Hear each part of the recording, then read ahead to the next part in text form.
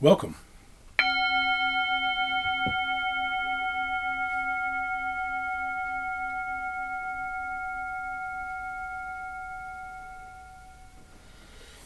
Welcome to Touching the Edge. My name is Drake and I'm very happy to see you today.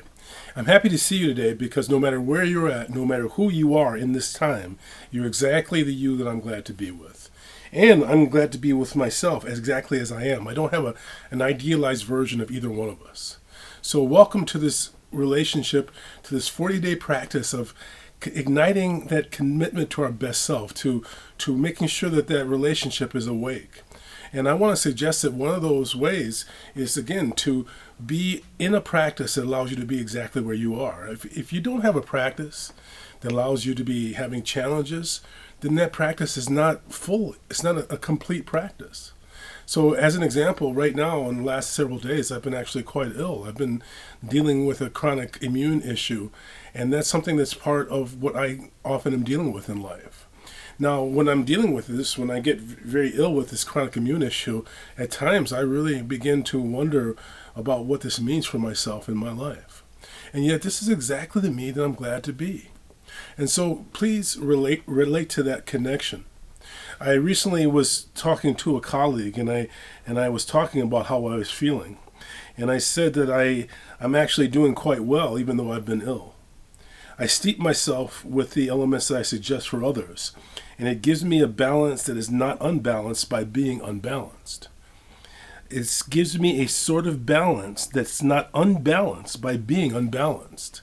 And so we can recognize that just because we're having a challenging time doesn't mean that we can't step back and be at peace with that entirety of the challenge, even though we may feel very, very ill or very concerned about any one of a number of different issues. One of the ways that we can create this balance that's not unbalanced by being unbalanced is to recognize the power of secondary emotions. So secondary emotions are the emotions we feel about how we're feeling. You know, when you feel anxious about feeling anxious, or when you feel angry because you feel angry, or feeling depressed about feeling depressed. What I'm suggesting to you is that those secondary levels of the emotion are actually where we can make a difference. When we can be at peace and allow anger to be present without feeling like we have to be in resistance against it. When we can be bigger than the emotion rather than living inside the emotion. This is what I'm talking about in terms of having a relationship that allows you to be balanced even in the midst of being unbalanced.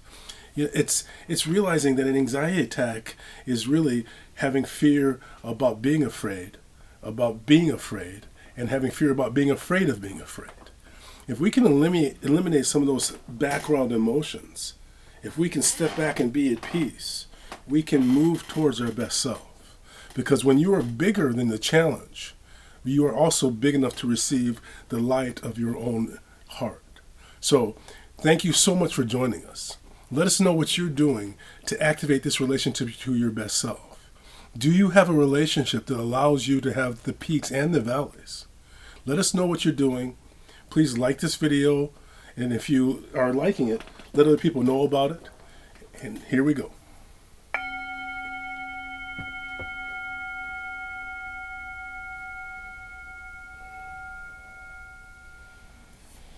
I am the me that I am so very, very joyous to be. And I'm so happy to be in connection with you. I bring my hands together and I bow. Namaste. Thank you.